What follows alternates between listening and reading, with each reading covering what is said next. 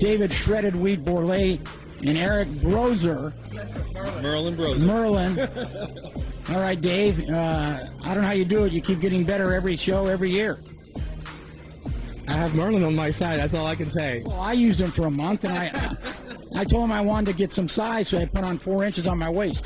Obviously, you didn't listen to me, and you put on the size in the wrong place. So. Well, I listened to the first part. You said eat more. Oh, eat more. Okay, yeah. No, actually, I'm not responsible for his weight, so I will take no credit for that whatsoever. But how about this cat? I will take credit for that, along with his tremendous hard work and dedication. He's, he loves to give all the credit to me, but, I'm just a GPS system, so he plugs it in, says this is where I want to go, but then he's got to take the trip, so he's the one who's doing all the lifting, the eating, and doing it perfectly.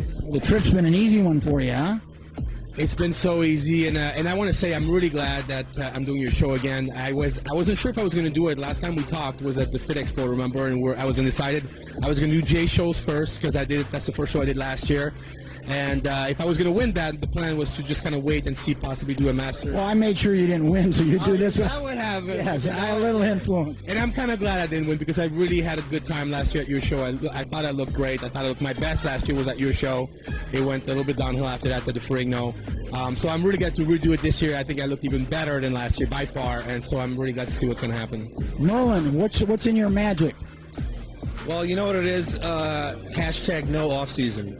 We don't believe in getting fat and putting on 50 pounds and bulking between shows. It's just not the way to go. So really what we do is we just go from show to show. We look, what were the strengths, what were the weaknesses. We stay, relatively close to the diet and relatively close to contest condition, and I believe that this is the best way to add quality muscle mass in between shows, be able to keep a close eye on the physique, since the body fat is still low, and say, we need to, I look at them as a sculpture, look at all my clients as a sculpture, and I just kind of, add little pieces of sculpture here and there where I think we need it. This way, when you don't gain a lot of body fat, your skin stays nice and tight, and you just can progress from show to show, which is Dave has done. A lot of people say, Dave, if you keep dieting, how are you going to progress at all? But yet, everybody keeps seeing him growing and getting harder from show to show. So I think I've kind of unlocked the secret to all of this, and it's just very, you have to be disciplined and dedicated to follow it, year-round. But if you want to improve and get better and better every single year, even in your 40s like Dave is doing, then that's the kind of plan you got to follow. And Dave lives it, and he does it. And he loves it, and that's the thing, you love it. You can see the passion in you, you're excited before you go to that gym. It's so much fun, Lonnie. It's, I never thought, competing could be so much fun, and I think that's what Eric is just so good at. He makes it so much fun with the training, and diet is so easy to follow, and it's just, I literally feel like I could do this diet every single day of the year without ever stopping. He'll give me a few cheat. If I tell him, okay, I want to cheat for Christmas, or he'll give me a cheat here and there. Your birthday, you get a piece of cake. Yeah, but I don't really want it. I don't really feel like I need it because the diet is so well made and so effortless that I just don't really feel like I need to cheat. That's what's great. So, are you going to do the Masters Nationals? We're thinking about doing the Masters North American, which is in September. Oh, September. 10 weeks from now, which will give me some time to make more progress. That's the plan. What do you think, Coach? I would love to see him do it. I think it's ready for him to take a shot at a Masters Pro card. I think that he has a pro-level physique now. I believe that his conditioning is already pro-level.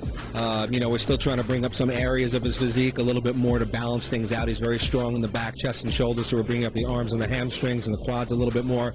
But I believe he's ready for a pro card, and I believe that years ago, before we met, he didn't think that he was anywhere close to that. He never thought about going pro, but now things have changed. His confidence is different.